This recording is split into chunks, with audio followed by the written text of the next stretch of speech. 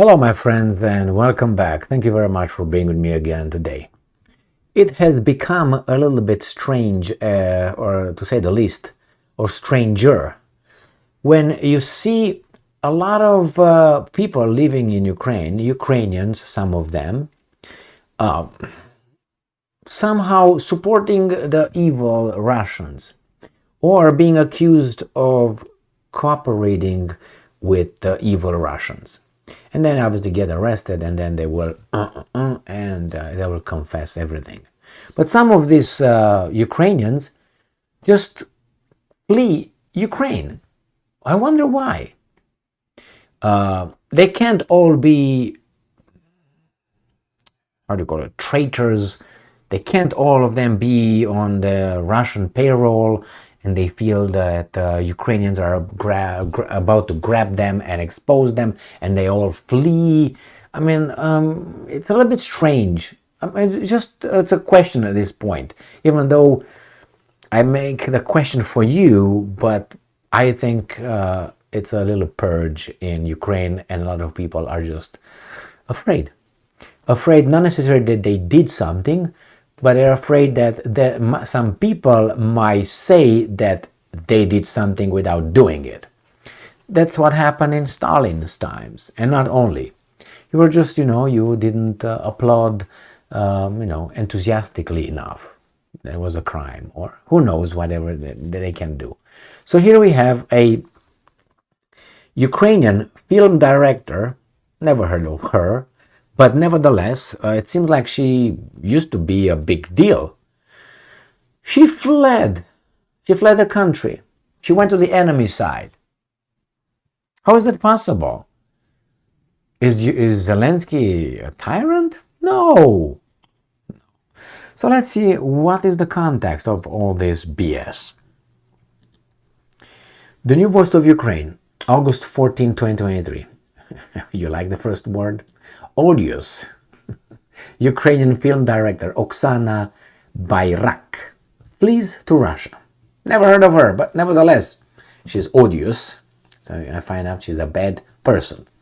Ukrainian film director Oksana, who previously expressed support for Russian dictator Vladimir Putin. Why would she do that? Is she crazy? Is she on the Russian payroll?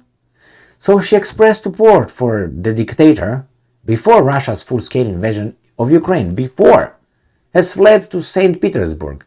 Ukrainian journalist and blogger Alina Dorotyuk shared on Instagram on August 13th. The journalist shared screenshots of Bayrak, Oksana, post on Instagram account, which is blocked in Ukraine.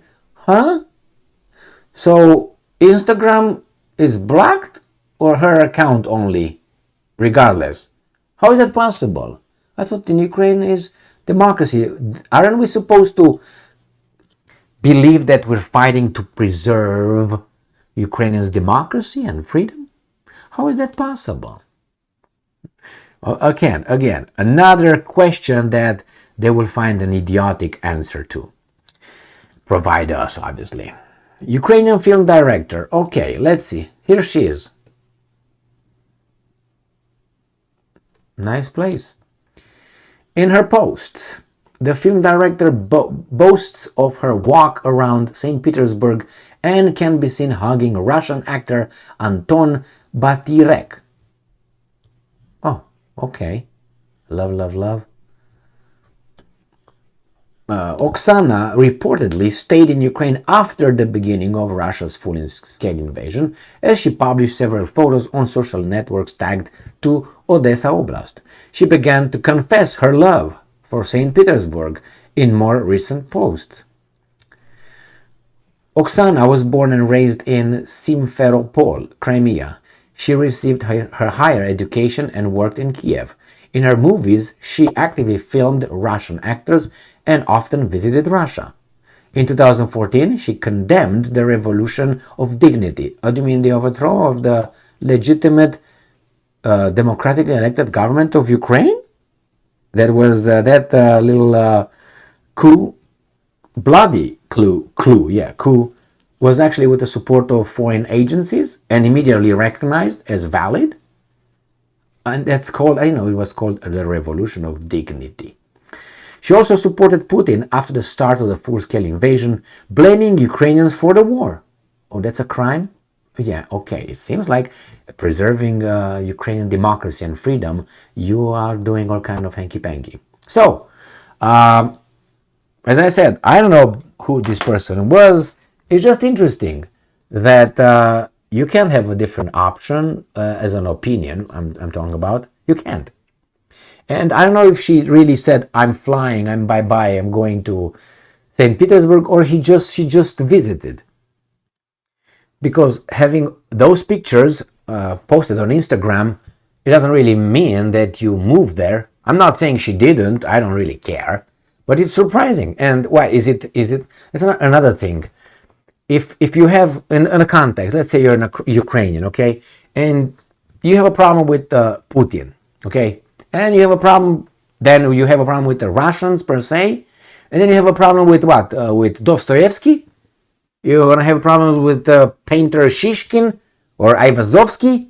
You're gonna have a problem with the poet Pushkin. Are you gonna have a problem with all these guys? Why? Because they're Russians? Did they do anything to you? Personally? To your country? They just express themselves in an artistic way that we take advantage, and we should thank them for doing that. But it seems like that's how it is. If someone does something bad and you don't like it, that negates everything else that person did good. And I'm referring to many, many historical figures that are portrayed sometimes, in a very exaggerated evilness. Or some of them are, catapulted to the, the realm of angels and geniuses. I can give you JFK, for instance. I can give you Delano Roosevelt. I can give you Martin Luther King. I can give you many.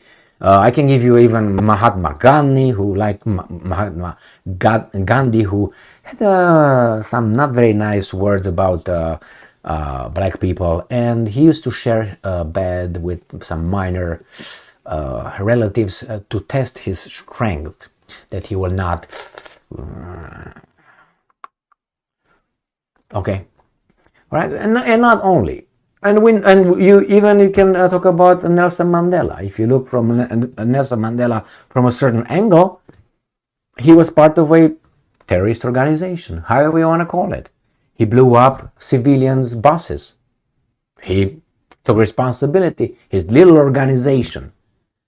All right, and they say, well, he was just because he fought apartheid. Yes, he is. He did fight apartheid, but it doesn't mean that you have a blank check to commit crimes in the name of your, noble intention. Otherwise, you drop to the same level as the guys that you want to get rid of, and so on. We have a lot of angels that were not angels, and we have a lot of people that were not as we're told they were. And I'm not giving you any names, obviously. Just look for yourselves. Just read. And don't read the same like in a circle. Okay, get out of the circle. Okay, it's very interesting that here in the United States of America, in college, and they tell you to think outside of the box. But once you start opening your mouth, they will cancel you, or they will fire you, or they will harm you this way. Or even worse, they say, well, think outside of the box. But when you go to work somewhere, you have to follow the exact policies. And if you say, wait a minute, I think I can improve this. I think this policy, direct experience, okay? I'm talking. I say, well, I think I can improve this. I think this program could be improved here, could be improved. It's not working here, it's not working there. The answer is, just do your job over there. Let them figure that out, those geniuses. But obviously those geniuses designed this program that I'm talking about, so they're not as geniuses. But hey, you just do your job over there in your little box. Never mind with the adults here, okay? So it's another hypocritical statement. Have your children think outside the box. Well, if you would think about outside the box here right now, I would think outside of box, and I would make some claims. YouTube will close me. I'm thinking outside the box, YouTube. I've been taught by the American system. They were joking, Emil. They were joking. You're too serious about it. Thank you very much for being with me again today. So, I don't know. She left because Putin is an evil guy and Zelensky is an angel. Thank you very much for being with me again today. Stay strong, stay smart, look for the truth, and be just.